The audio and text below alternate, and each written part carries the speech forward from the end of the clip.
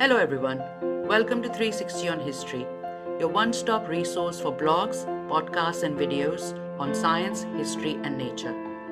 Please check out the website 360onhistory.com, join us on social media and subscribe to 360 on History podcast on YouTube. You can also subscribe to the audio version wherever you get your podcasts. Before Elon Musk and Tesla, there was the man who inspired Musk and his company, Nikola Tesla, the scientist who saw the future. It was his birthday on July 10th, and hence this post. Tesla was born in 1856 in the village of Smiljan in the Austrian Empire into a Serbian family. He was an inventor, engineer, and futurist, best known for his contributions to the development of alternating current electricity supply system and for his rivalry with Thomas Edison. His father was an Orthodox priest and his mother was adept at making home craft tools and mechanical appliances, probably where Tesla got his inspirations from. His professor's demonstrations in high school developed his interest in electricity, and his eidetic memory enabled him to do integral calculus in his head, making his teachers think that he was cheating. Tesla attended the Austrian Polytechnic in Graz, during which time he said that he worked from 3 a.m. to 11 p.m. In fact, his professors wrote to his father telling him to remove Tesla from the school or he would die of overwork. At this point, he also became addicted to gambling, losing his scholarship and tuition money, although he said later that he had conquered his addiction. However, he did not graduate from the school because he was unprepared for the exams, and so he broke all contact with his family because he did not want them to know that he had dropped out. In 1881, he moved to Budapest, Hungary, to work at the Budapest Telephone Exchange. And in 1882, Tesla moved to Paris to work with the Continental Edison Company, where he worked to install indoor lighting and got experience in electrical engineering. In 1884, his manager went back to the US to manage the Edison Machine Works, and he took Tesla along with him. Just like in Paris, in Manhattan, where Edison Machine Works was located, Tesla worked on troubleshooting installations and on improving generators. He left the company after 6 months, however, writing that he was promised $50,000 to design 24 different types of machines, but this turned out to be a joke. Some stories also say that Edison himself had offered him this amount to improve Edison's DC generation plants, but then later reneged, telling Tesla that he did not understand American humor. Tesla then obtained financing to start up the Tesla Light and Manufacturing Company and started working to improve the DC generator and developed his ideas for the new types of alternating current motors and transmission equipment. But then investors left the company after about 2 years, leaving Nikola Tesla penniless.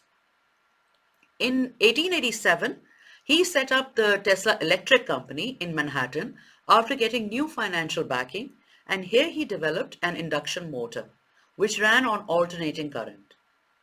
His business partner was able to patent and publicize this motor, and the Westinghouse Electric and Manufacturing Company bought the license for the motor and transformer designs. Westinghouse even hired Tesla for 1 year. This was 1888, an extremely competitive time for electric companies, which included Westinghouse and Thomas Edison's company. This was also the time of the famous War of the Currents campaign, which grew out of the competing lighting systems, that is, the low voltage direct current and the high voltage alternating current. Westinghouse was promoting alternating current by using transformers for indoor lighting and to transmit power more efficiently over large distances. However, Westinghouse eventually got into financial trouble and he appealed to Tesla, who tore up his royalty contract with Westinghouse, giving up on billions of dollars worth of future royalties and even what he was already owed in license fees. Eventually, Westinghouse paid Nikola Tesla $216,000 for the patent of his induction motor. On the other side, Edison was promoting direct current, saying that alternating current was dangerous. He was convinced that it would one day kill someone and would take many years to develop. No doubt there were some deaths associated with alternating current, which further fueled a panic, blaming Westinghouse for the deaths. Eventually, the electric wars died down, and alternating current became the norm and are considered Tesla's legacy. Meanwhile, Tesla used the $216,000 he got from Westinghouse to pursue his own interests. In 1889, he visited the World Fair in Paris, learning about Heinrich Hertz's experiments proving the existence of electromagnetic radiation and radio waves. He then designed the Tesla Coil, an electrical resonant transformer circuit, in 1891. A Tesla coil is used to produce high voltage, low current, high frequency, alternating current electricity, and could also be used to send and receive radio signals. By the way, Tesla beat Marconi in getting a patent for radio transmission. He used the Tesla coil to conduct experiments in lighting, X-ray generation, and wireless transmission of electrical energy. His coils were used in radio transmitters and wireless telegraphy until the 1920s. During this time, Tesla also consulted on what system would be best to transmit power at the Niagara Falls. The Nikola Tesla company was formed in 1895 and handled all of Tesla's patents for decades. But then his lab caught fire in March 1895 and completely burned down, destroying his projects and research material. This was a very hard time for Nikola Tesla, and he was devastated by this loss. He rebuilt his lab and then experimented with X-rays, taking an X-ray of his hand, and also with radio remote control. He even demonstrated a remote controlled boat in 1898. But Tesla's dream was wireless transmission of power and communication, and he spent a lot of time, energy, and funds on this. He persuaded J.B. Morgan to fund his giant Wardenclyffe transmission tower, predicting that the tower would be able to transmit communication across the globe. He said, quote, "An inexpensive instrument, not bigger than a watch, will enable its bearer to hear anywhere, on land or sea, music or song, the speech of a political leader, the address of an eminent man of science, or the sermon of an eloquent clergyman delivered in some other place, however distant.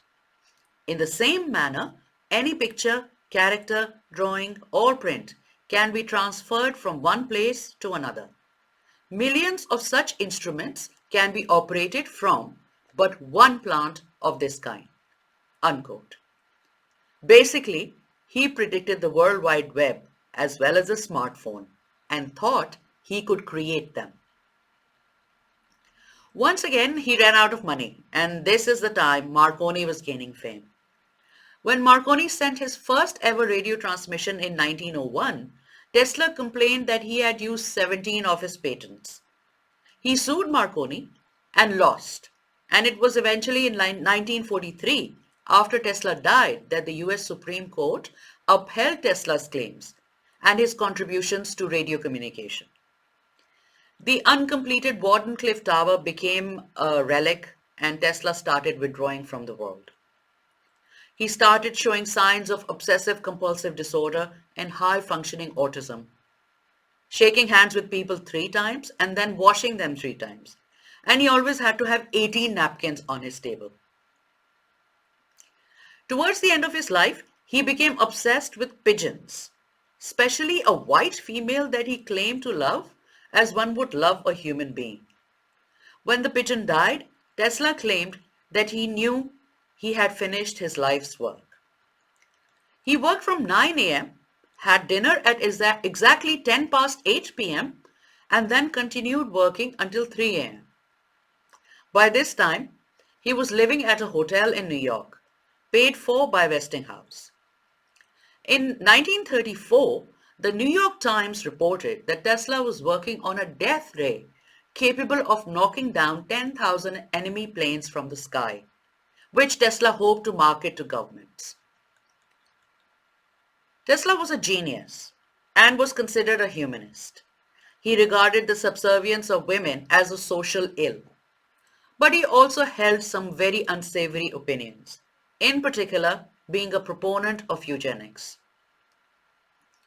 Nikola Tesla never married and died in 1943 in debt. His ashes are displayed in a gold-plated sphere on a marble pedestal in the Nikola Tesla Museum in Belgrade.